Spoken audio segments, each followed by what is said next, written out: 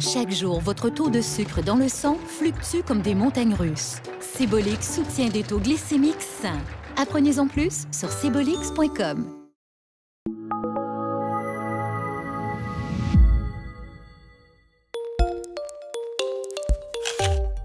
Bonjour, aujourd'hui au Webivore, je reçois Hubert Cormier, nutritionniste diététiste, et cette fois-ci, on va parler sport. Alors Hubert, j'ai besoin de tes conseils. Je suis là pour ça. Je me suis inscrite dans un triathlon pour la première fois, comme plusieurs d'entre nous. Oui. Mais je m'aperçois qu'au niveau nutrition, j'ai beau avoir des connaissances, c'est complètement différent de ce qu'on est habitué. Puis là, il faut vraiment que tu me donnes des conseils avant, pendant, après. Parce que là, je veux être en forme pour le triathlon. C'est ça. Mais je veux aussi être en forme après parce qu'il y a de la récupération. Fait qu'est-ce que tu nous suggères? Exactement. C'est sûr qu'avant ton triathlon, il y a un protocole de surcharge en glycogène qu'on doit respecter. C'est comment? ça. Fait que c'est vraiment pour remplir tes muscles, en fait, de sucre, donc pour aller puiser du glycogène. Donc, à ce moment-là, c'est sûr qu'on va prendre des repas qui vont être très riches en glucides, donc des gros repas de pâtes, hein? C'est pas un mythe, en fait. Donc, des muffins, on peut avoir toujours un yogourt, par exemple. Donc, ça va être vraiment le protocole de surcharge qui peut être individualisé, là, vraiment pour chaque personne. Et on fait ça combien de temps d'avance? On fait ça une semaine, deux C'est semaines? deux jours, 2-3 jours avant. C'est seulement quelques jours. Oui, seulement quelques jours avant. Donc, avant une sortie, par exemple, c'est sûr qu'on va avoir besoin de glucides qui vont être rapidement métabolisables. Donc, à ce moment-là, ça va être des glucides simples qu'on va utiliser. Donc, ça peut être, par exemple, un jus de fruits, ça pourrait être un fruit, ça pourrait être aussi une petite rôtie avec de la confiture, un yogourt. Donc, c'est vraiment des exemples de collations qui vont te fournir là, de 15, 20, 30 grammes de glucides. Fait qu'un coup qu'on a fait ça, fait que là, mettons, je prends ça, puis pendant, y a-tu quelque chose que je dois, je sais qu'il faut consommer de l'eau. Ben oui. Ça, on se le dit. Exactement. Mais je suis pas portée à en boire. C'est drôle, hein?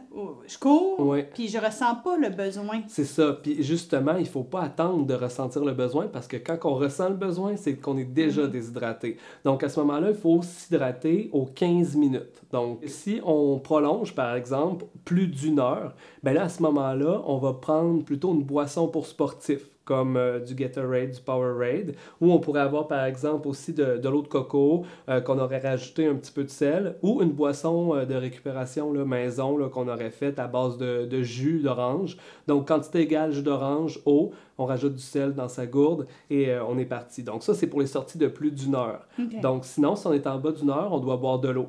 Puis la quantité, comme je te disais, on a un beau petit truc. Oui, parce que là, j'ai demandé à Hubert, j'ai dit, c'est bien le fun là, de pouvoir s'hydrater pendant qu'on court, mais moi, je compte pas quand je cours, je ne sais pas exactement la quantité que je dois consommer. Puis là, tu me parlais de nombre de gorgées. Exactement. Donc, si on court, par exemple, une heure, c'est 4 périodes de 15 minutes, en fait, et on doit boire entre un quart de tasse et une demi-tasse, en fait, par période de 15 minutes.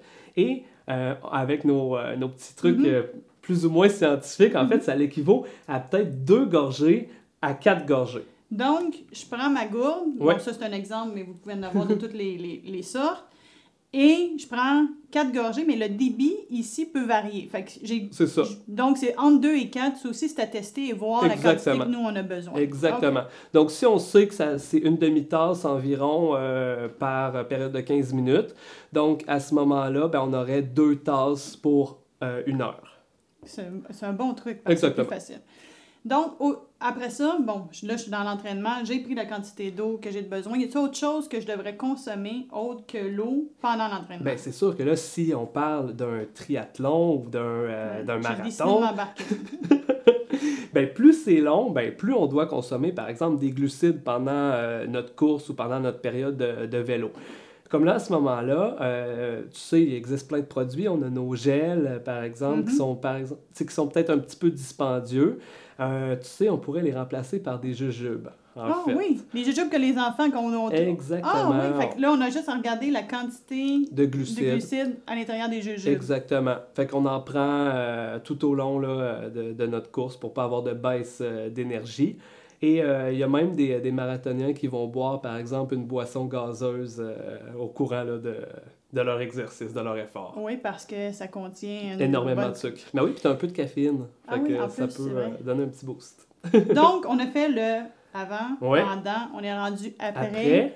Bien, après, ça va être important justement pour la régénération de tes muscles puis pour la récupération, d'aller prendre une collation qui va contenir des glucides et des protéines. Donc, on pouvait parler par exemple du lait au chocolat, d'un yogourt grec qui va être aromatisé au café ou aux fruits par exemple. Donc, pour avoir à peu près là, un ratio 3:1 de glucides pour protéines. Fait que 3 fois plus de glucides que de protéines. Donc, si on veut un 15 grammes de protéines, on va prendre une collation qui contient aussi 45 grammes de glucides. Donc, là, on doit faire un peu de calcul.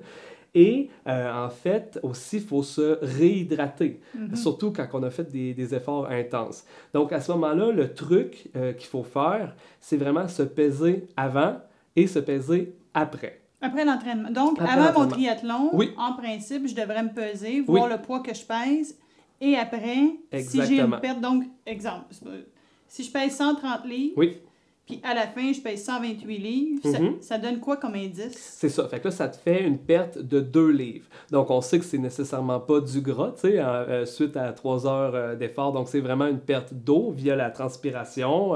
Et là, ce qu'il faut faire, c'est qu'on doit prendre un multiplicateur. C'est 1,5 fois le nombre de kilogrammes perdus. Donc, si tu as perdu 2 livres, qui est approximativement 1 kg, on fait fois 1,5 et là, on obtient notre nombre de litres d'eau qu'on doit boire après l'entraînement. Donc, dans ton cas, ça serait environ 1,5 litres. Et j'ai-tu un temps pour reprendre ça ou faut que je reprenne ça genre 1 heure après l'entraînement ou ça peut être dans la soirée? C'est une bonne question. Je te dirais le plus rapidement possible. Oui, ça pourrait être une bonne option. Puis en fait, l'entraînement, c'est anorexigène, donc ça nous coupe la faim. Mais c'est important quand même de prendre une collation pour justement refaire nos réserves. Oui, parce que sinon, l'objectif de s'entraîner, c'est souvent de s'énergiser et d'être plus en forme. Puis si on ne fait pas ce qu'il faut au niveau alimentaire, j'imagine qu'on va devenir plus fatigué. Oui, on peut avoir des faiblesses aussi. Donc, c'est vraiment très important de suivre toutes les étapes. Mais merci, je vais essayer de suivre tes conseils. On vous en donne des nouvelles. Je vais vous en reparler après avoir fait le triathlon. Mais merci Hubert. Ça fait plaisir. Bon conseil. À la prochaine tout le monde.